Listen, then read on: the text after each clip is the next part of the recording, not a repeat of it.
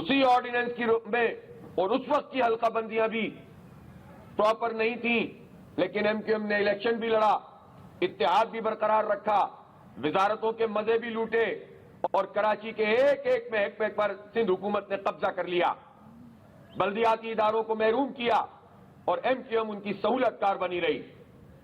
پھر اس کے بعد ابھی بھی یہی سارا عمل جاری ہے، اور پھر اس کے بعد جب اسٹیبلشمنٹ کے کچھ لوگوں کو جو پوری اسٹیبلشمنٹ کو بدنام کرنے کا سبب بن رہے ہیں، جو پوری پاک فوج کا جو انسٹانس ہے کہ ہم اے پولیٹیکل رہیں گے، اس کو سبوتاژ کر رہے ہیں اور اپنی مرضی کی جوڑ توڑ کر رہے ہیں، ان کی آشیرواد کے ساتھ یہ جو اکٹھ ہوا ہے، اس میں آپ ان کی لینگویج تو سنیں۔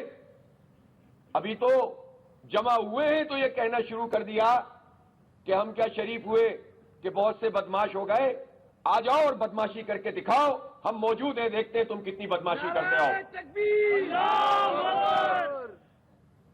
تم جن بنیادوں کے اوپر کھڑے ہوئے تھے، اب عوام نے تمہیں ٹوٹلی مسترد کر دیا ہے، اب تمہارا یہ کوئی منجن نہیں چلے گا، اب کوئی تم لوگوں سے نہیں کہہ سکو گے کہ ہم کراچی کے بڑے محافظ ہیں، تم صرف اپنے لیے ڈیل کرتے ہو۔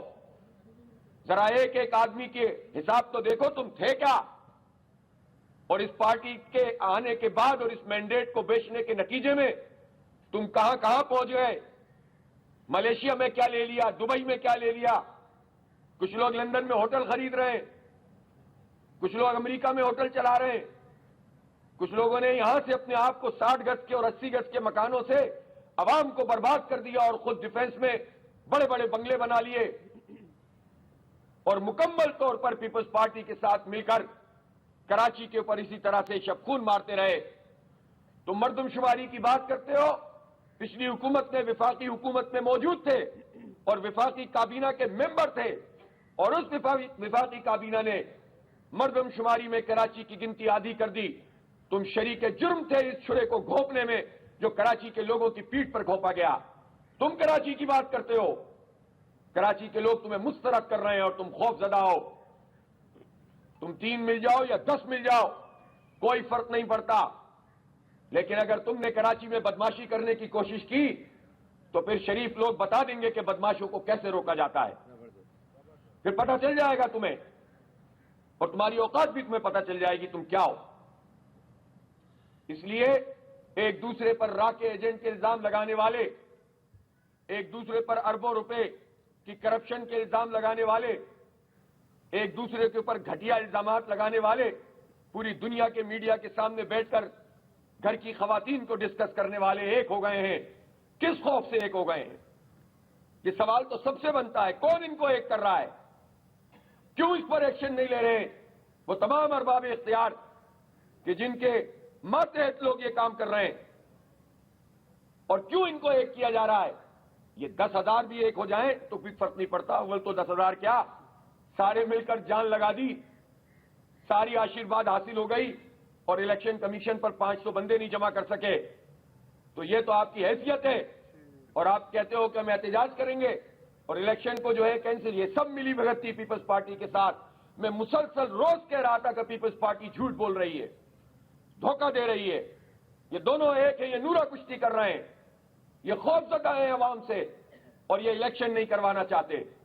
اس لیے اب ہم نے یہ فیصلہ کیا ہے کہ اب الیکشن کمیشن کے پاس جو خط گیا ہے سندھ حکومت کی طرف سے، قانونی طور پر کوئی گنجائش موجود نہیں ہے کہ اس کی بنیاد پر الیکشن کو ملتوی کیا جائے، اور چیف الیکشن کمشنر اس بات کا حق رکھتے ہیں کہ اس کارروائی کے اوپر وہ سو موٹو ایکشن لیں، ان کے بڑے اختیارات ہیں۔ یہ کیسے ممکن ہے کہ الیکشن سے 2 دن پہلے آپ ایک نوٹیفیکیشن کے ذریعے سے کہہ دیں کہ الیکشن نہیں ہو سکتا؟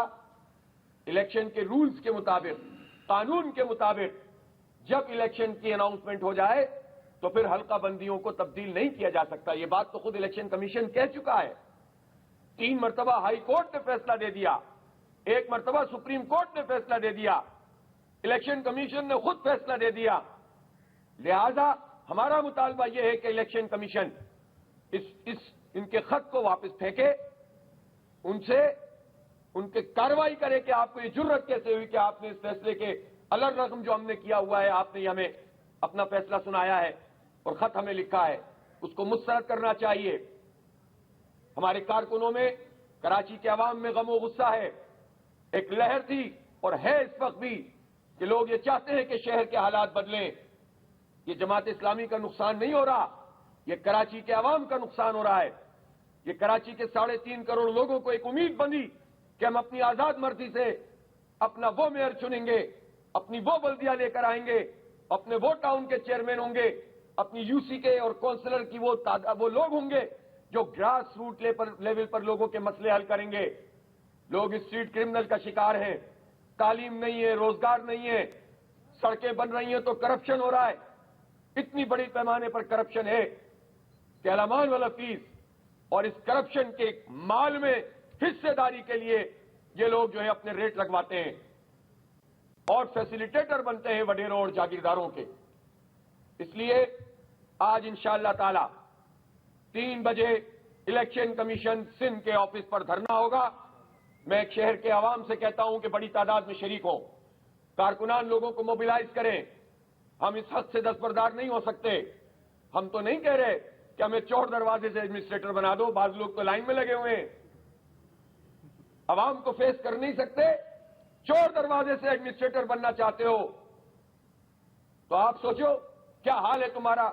زبردستی رابطہ کمیٹی کے لوگوں کو ایڈمنسٹریٹر بنوایا، یہ تمہارا مینڈیٹ ہے، یہ تمہاری اوقات رہ گئی ہے اب عوام میں، اور تمہیں زبردستی ہوا بھر بھر کے بڑھانے کی کوشش کر رہے ہیں، سب ناکام ہوں گے، ساری سازشیں انشاءاللہ ناکام ہوں گی۔ تو الیکشن کمیشن کے آفس میں 3 بجے انشاءاللہ دھرنا ہوگا، تمام لوگ وہاں پر پہنچیں، وہیں پر ہم آئندہ کل لائحہ عمل کا اعلان کریں گے۔ میں الیکشن کمیشن کو وارن کرتا ہوں کہ الیکشن کو ڈیلے نہیں ہونا چاہیے، فیصلہ ان کے ہاتھ میں ہے۔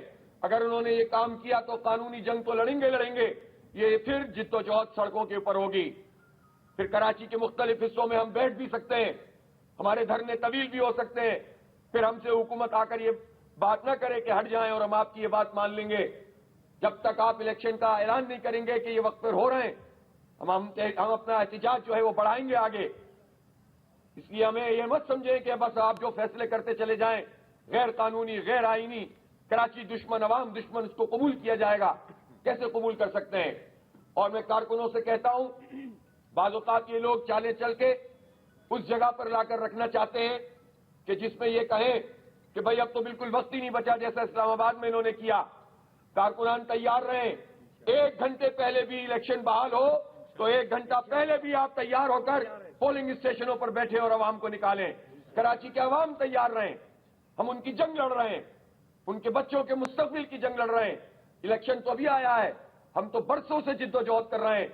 ہمیں مافیاز کا مقابلہ کرنے والے یہ سارے سودے باز ہیں جو کہ الیکٹرک مافیا کے ساتھ جڑ جاتے ہیں، جو مختلف قسم کے لوگوں کے ساتھ، مافیاز کے ساتھ مل کر عوام کا استحصال کرتے ہیں۔ یہ ساری پارٹیاں ایک طرف ہو جاتی ہیں، اس لیے ہم دستبردار نہیں ہو سکتے۔ آج 3 بجے الیکشن کمیشن سندھ کے آفس پر دھرنا ہوگا بڑا، اور وہیں پر ہم اپنے آئندہ کے لائحہ عمل کا اعلان کریں گے۔ ہم ایک مرتبہ پھر مطالبہ کر رہے ہیں کہ الیکشن کمیشن سندھ حکومت کی طرف سے بھیجے گئے اس خط کو واپس کرے، سوموٹو ایکشن لے، ان کے خلاف کارروائی کریں، اور اس پورے عرصے میں اپنا الیکشن کمیشن کے عملے کو کام جاری رکھنا چاہیے۔ یہ نہ ہو کہ بعد میں کہیں کہ صاحب ہمارے پاس تو لوگ ہی نہیں ہیں۔ الیکشن کمیشن پابند کرے کہ جب تک کہ یہ چیز واپس نہیں ہو رہی، ایک لمحہ بھی ضائع نہیں کیا جائے گا۔ جو پروسیس شروع ہو گیا ہے اس کو مکمل کیا جائے۔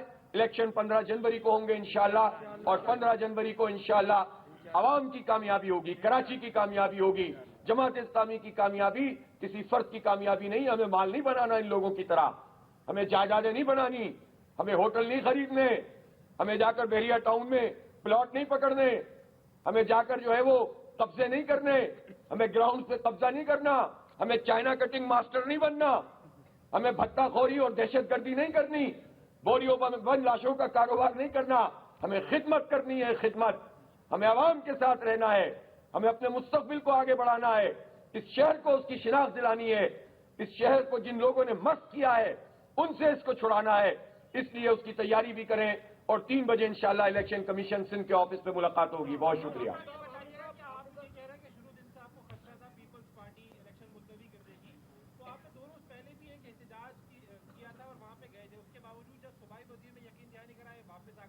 نہیں تو آپ کے خیال میں الیکشن لڑوں یا ناصر شاہ کے دفتر پہ بیٹھوں؟